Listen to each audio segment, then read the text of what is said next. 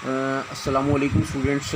आज हम लोग फ़िज़िक्स टेंथ में चैप्टर नंबर 11 का टॉपिक करेंगे रिफ्लेक्शन ऑफ साउंड, और एक टॉपिक और करेंगे स्पीड ऑफ साउंड। तो रिफ्लेक्शन, आप लोग जनरली वाकिफ़ हैं लफ्ज़ रिफ्लेक्शन से कि किसी एक मीडियम में जब कोई इंसिडेंट रे स्ट्राइक करती है और उसी एंगल पर बाउंस बैक कर जाती है तो उसको हम रिफ्लेक्शन कहते हैं।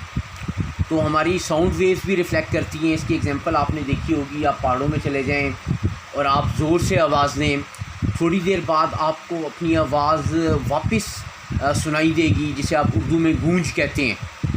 ये असल में रिफ़्लेक्शन ऑफ साउंड होती है।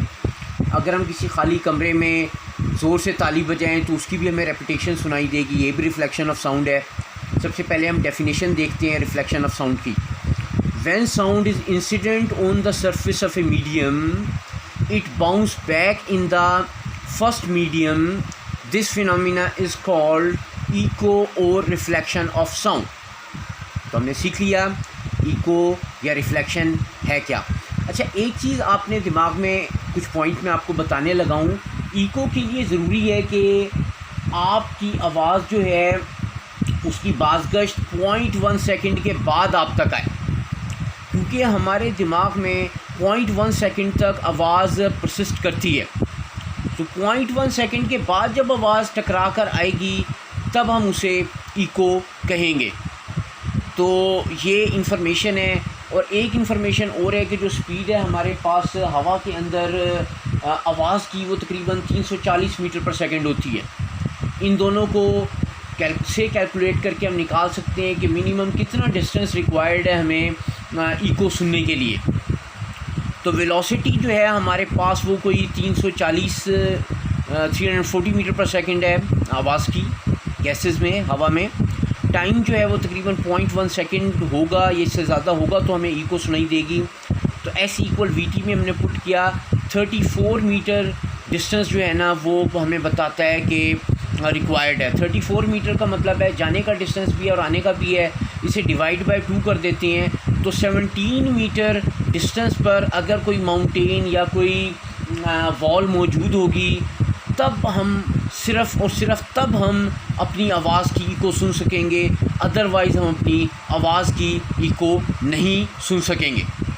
तो एक तो हमने तय कर लिया कि रिफ्लेक्शन ऑफ साउंड या इको होती क्या है। दूसरा हमने ये तय कर लिया कि 0.1 सेकंड तक हमारी आवाज़ परसिस्ट करती है।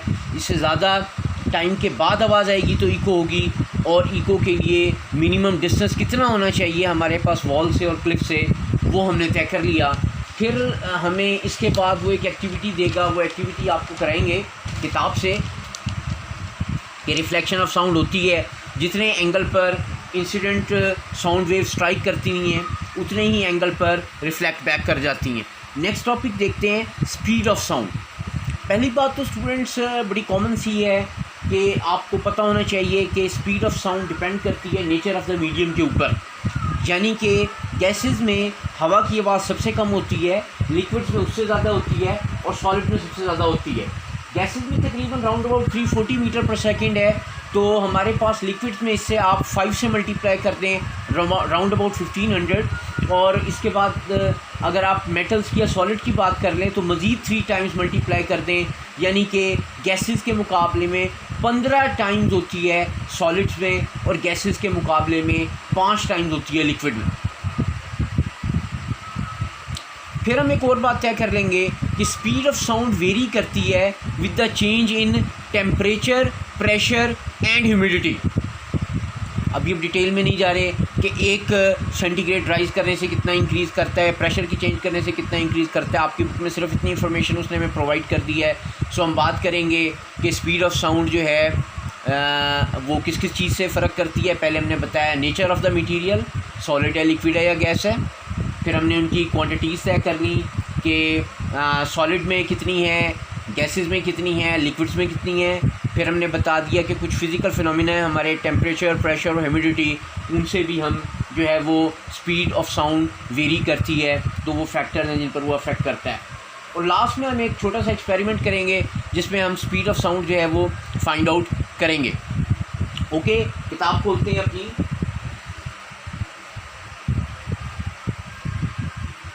Here we are page number है हमारे पास 26, reflection of sound. When we clap or shout near the reflecting surface such as a tall building or a mountain, we hear the sound again a little later. What causes this? This sound which we hear is called an echo and is a result of the reflection of sound. पहाड़ से या दीवार से टकराने के बाद हमें आवाज़ दोबारा सुनाई देती है, ये इको है. Definition: when the sound is incident on the surface of a medium, it bounces back into the first medium. This phenomenon is called echo reflection of sound. The sensation of sound persists in our brain for about 0.1 second. To hear a clear echo, the time interval between our sound and the reflected sound must be about at least 0.1 second. If we consider the speed of the sound 340 meter per second, at a normal temperature in air, we will hear the echo after 0.1 second. The total distance covered by the sound from the point of generation to the reflecting surface and back should be at least 340 meter per second multiply 0.1 s equal to 34 meters. तो ये हमने already आपको formula मैंने लिख के आपको समझा दिया था. एस इक्वल वी टी होता है. वी की जगह उसने 340 मीटर पर सेकंड पुट कर दी है, टी की जगह 0.1 सेकंड पुट कर दी है. Thus for hearing the distinct echoes, the minimum distance of the obstacle from the source of the sound must be half of it, यानी कि about 17 meters. Echoes may be heard more than once due to successive and multiple reflections. So students, हमने eco की definition देखी. हमने उसको बताया कि 0.1 second time चाहिए ईको सुनने के लिए, और डिस्टेंस निकाला हमने 17 मीटर जो है वो कम से कम होना चाहिए माउंटेन या वॉल से, तब हमें ईको सुनाई देगी. फिर हमने एक छोटी सी एक्टिविटी की, टेक टू आइडेंटिकल. ये आप उससे पहले एक डायग्राम देख लें. Look here you are diagram. ये हमने एक बाउंड्री है, बाउंड्री के साथ हमने ये 2 आइडेंटिकल पाइप्स प्लेस किए हैं. यहाँ हमने एक क्लॉक रख दिया और इस क्लॉक की आवाज़ इस पाइप से मूव करेगी. डिफरेंट एंगल्स पे हमने इस पाइप को एडजस्ट करना है, और हम देखेंगे कि जब angle of incidence angle of reflection के बराबर होगा उस वक्त हमें सबसे ज़्यादा क्लियर आवाज़ सुनाई देगी. तो जब angle of incidence angle of reflection के बराबर होगा, इसका मतलब ये है कि उस वक्त हमारे पास रिफ्लेक्शन ऑफ साउंड का फिनोमेना अकर कर रहा है. ज़रा रीड कर लेते हैं.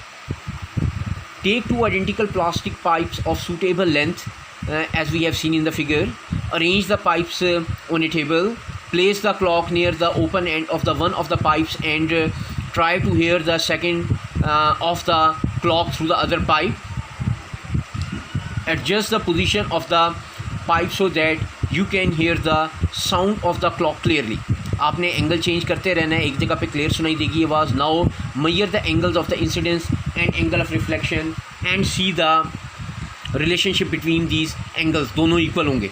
Lift the pipe of the right side vertically upward and observe what happens. Angle जो हमारे पास आवाज़ है उसकी क्वांटिटी कम हो जाएगी, वो फीबल हो जाएगी. आगे देखते हैं. स्पीड ऑफ साउंड के बारे में हमने बात की थी, तो इस एक्सपेरिमेंट के बारे में वो कह सकता है कि show by the help of the experiment that reflection occur in case of sounds. Speed of sound की हम बात करने लगे हैं. साउंड के waves can be transmitted by any medium containing particles that can vibrate. हमें पता है कि स्पेस के अंदर आवाज़ वाइब्रेट नहीं करती. आवाज़ मैकेनिकल वेव्स हैं. इनको एक जगह से दूसरी जगह जाने के लिए एक मीडियम चाहिए होता है, चाहे वो गैस हो, चाहे वो सॉलिड हो, चाहे वो लिक्विड हो. They cannot pass through the vacuum. However, the nature of the medium will affect the speed of the sound waves. In general, the speed of the sound in the liquid is 5 times greater than in gases, and the speed of sound in solid is about 15 times greater than in gases. ये हमने already तय कर लिया है. Liquid में 5 time greater होती है आवाज़ की स्पीड, और सॉलिड्स में 15 टाइम ज़्यादा होती है. The speed of the sound in the air is affected by the changes in the physical condition such as temperature, pressure and humidity. उसके बाद उसने वैल्यू दे दी है. हवा में इसकी वैल्यू तकरीबन आवाज़ की स्पीड तकरीबन 343 मीटर पर सेकेंड है at 1 atmosphere pressure and room temperature 21 Celsius. The speed varies with the temperature and humidity. The speed of the sound in the solids and the liquid is faster than in air, and following is the relationship between the speed, frequency and wavelength. V equal f lambda. ये हमने already सीखा हुआ है। तो इस paragraph में से आपको कुछ छोटी छोटी बातें शॉर्ट क्वेश्चन के तौर पे याद होनी चाहिए कि लिक्विड में कितने टाइम स्पीड ज़्यादा है, सॉलिड्स में कितने टाइम स्पीड ज़्यादा है, गैसेस में स्पीड की वैल्यू क्या है, कौन कौन सी फिजिकल कंडीशन है जिसके ऊपर आवाज़ डिपेंड करती है, टेम्परेचर, प्रेशर एंड ह्यूमिडिटी। और तो ये कुछ बातें थी शॉर्ट क्वेश्चन के तौर पर। फिर हमें कहता है next activity calculate the frequency. ये तो हमारे पास का एग्जांपल है। नेक्स्ट एक्टिविटी रीड करते हैं। नेक्स्ट पेज पर हमारे पास एक एक्टिविटी मौजूद है। Here we are measuring the speed of sound by the echo method. हम करेंगे क्या स्टूडेंट्स कि हम 50 मीटर दूर खड़े हो जाएंगे किसी टॉल वॉल से या माउंटेन से, और उसके बाद हम ज़ोर से क्लैप करेंगे। क्लैप करने के बाद हमारी जो ताली की आवाज़ है वो जाकर टकराएगी ऑब्स्टेकल से, वॉल से या माउंटेन से, और वापस आएगी। हम उसका टाइम नोट कर लेंगे, और तो इस तरीके से हम अपना जो है डिस्टेंस हमें ऑलरेडी पता है, टाइम नोट कर लेंगे, और S is equal to V T से या V is equal to S over T से हम अपनी स्पीड निकाल लेंगे। देखते हैं, ज़रा रीड करते हैं। Use the tape to measure the distance 50 metre from the wall. एक दीवार से 50 मीटर दूर खड़े हो जाएं। Now clap your hands in front of the wall at a distance of about 50 meters and check if you can clearly hear the echo from the wall, and make sure that the echo is not coming from any other wall, and the time taken by the sound to travel 100 meters is the time difference between the clap and the echo. आपने 50 metre दूर खड़े होकर ताली बजाई। जब आपने ताली बजाई तो उसने जाने का डिस्टेंस भी कवर किया, आने का भी किया, उसने टोटल 100 मीटर डिस्टेंस कवर किया। ये वो डिस्टेंस है जो कि क्लैप बजाने और इको के वापस आने के दरमियान था, वो आप नोट कर लेंगे इस तरीके से। फिर आगे देखते हैं। Now restart the clapping and start the stop watch at the first clap. Count the number of claps and stop the clapping and the stopwatch when you hear the echo of the 10th clap.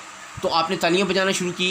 जब आपने पहली ताली बजा दी तो आपने अपनी stopwatch on की, और जैसे ही आपकी 10वीं ताली की इको वापस आ गई, आपने उसको अपने स्टॉपवॉच को ऑफ़ कर दिया। Now find the average time. तो आप 10 क्लैप्स का एवरेज टाइम निकाल दें। डिस्टेंस आपको ऑलरेडी पता है, दोनों की मदद से आप अपनी वेलोसिटी ऑफ स्पीड जो है वो फाइंड कर लेंगे। तो ये हमारे पास अगेन एक क्वेश्चन पूछ सकता है कि show an experiment how can we find out the speed of the sound by the help of the echo method. और पीछे हमने कुछ वेलोसिटी के बारे में छोटी छोटी बातें की थी।